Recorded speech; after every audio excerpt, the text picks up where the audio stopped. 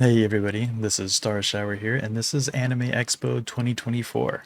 Starting right away on this one, Anime Expo is a 4-day con, takes place in LA at the convention center, and it pretty much happens always over the 4th of July weekend.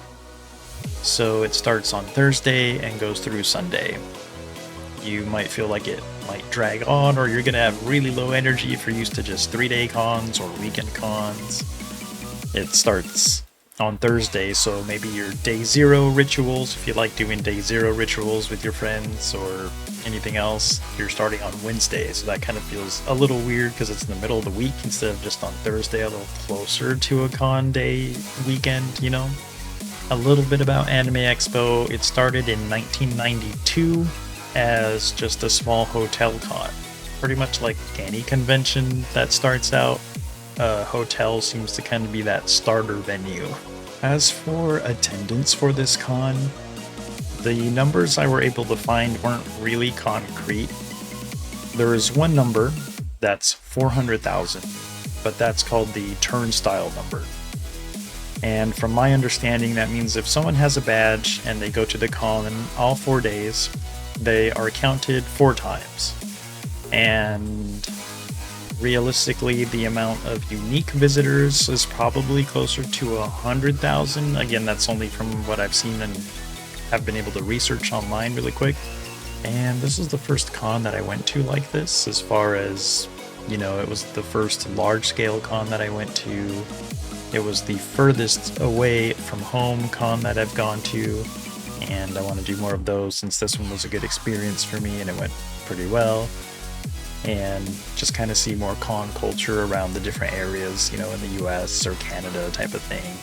Haven't thought about out-of-country cons like some people are able to do, but maybe one day, who knows. From my perspective, the badges were cool in regards to how they dealt with them. They were mail-in badges, so they just mailed them to you. You didn't have to go to badge pickup, wait in line, you know, show your ID that you are who you are, picking up the badge.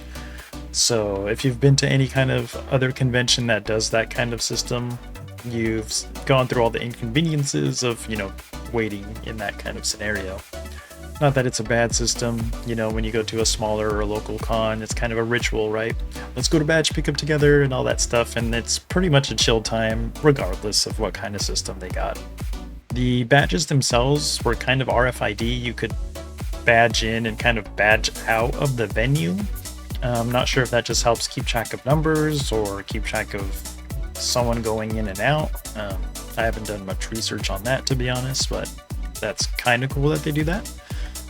And from my hotel, it was about a 15-minute walk, so kind of a trek to get there, but there were a lot of people doing the same walk, so you didn't have to be anxious about walking on your own, you know, no matter what time of day it is. There's usually some kind of group walking to or from a hotel, the same direction at least, you know, to get you close. So I wasn't too worried about that since that was, you know, what was going on. There's always a group you can be with or something like that, you know, be around or in some cases, so that way you're not by yourself if you're trying to make it late at night like I did. Because I would try to stay out as late as I could because, you know, I'm not making 15-minute trips back and forth to the hotel all the time unless I needed to, you know, make a merch drop at the hotel and then come back, maybe get some more. And it is a big, crowded con. It's called Line Con for a reason. You will be waiting in line.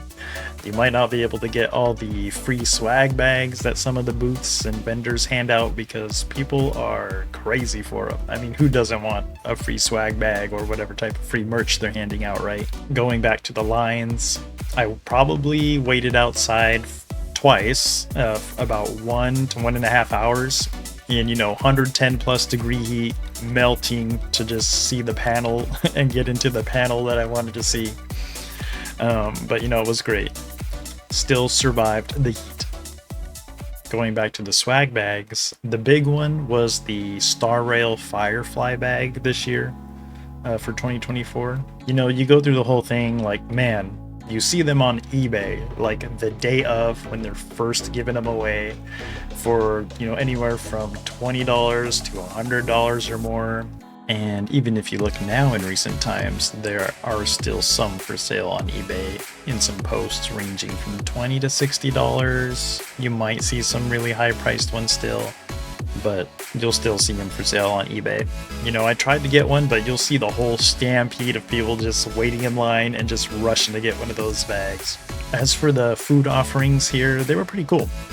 They had a food court, you know, kind of on each end of the venue. You had a big variety of food, big variety of drinks. There were, you know, some mainly geared towards desserts, foods, different types of drinks. So I'd say there's a lot of variety. Like anything, prices are kind of expensive depending on where you're gonna go. For example, you might have seen the rated R ramen burger, the Wagyu beef patty with the 2 ramen squares as buns, basically. I did try that though, because, you know, why not? But that was what, a $30-$40 burger. Wouldn't say I would spend that much money on any normal given day, but when you're out at Anime Expo, might as well try it. I drank so many different drinks because it was hot. Was I drinking water? Not necessarily. You know, I might have still been dehydrated by the end of it, but I was thirsty, getting drink after drink, and they were all pretty good. Even though this con is pretty big, pretty packed, it did flow somewhat decently, you know, considering the amount of people that were there. But man, Artist Alley was packed. You could not move. You're kind of at the mercy of the group. And I don't have any video footage of that there, you know, trying to respect the signs that were outside of no video recording in there and all that, and I totally get it. But if you're gonna go into Artist Alley, be prepared to be packed like sardines and trying to make your way to see all the booths. There might be some gaps that you could kind of navigate through, but it might be a little tough. All the live events were really cool. There were always bands playing, there was always karaoke going on, meet and greets going on. Something like, you know, the Nikkei booths where you can take a picture with people cosplaying the characters, and, you know, photographers from amateur to pro taking photos of cosplayers, you know, outside and surrounding areas of the vendors. Always like seeing those, you know, being into photography myself, and just, you know, seeing how they kind of do it in the convention scenario. And I think with that, I'll leave you to the rest of the video. No need for a ton of extra commentary here, since this is mostly a walkthrough video, and I hope you enjoy it. See you in the next one, whenever that may be.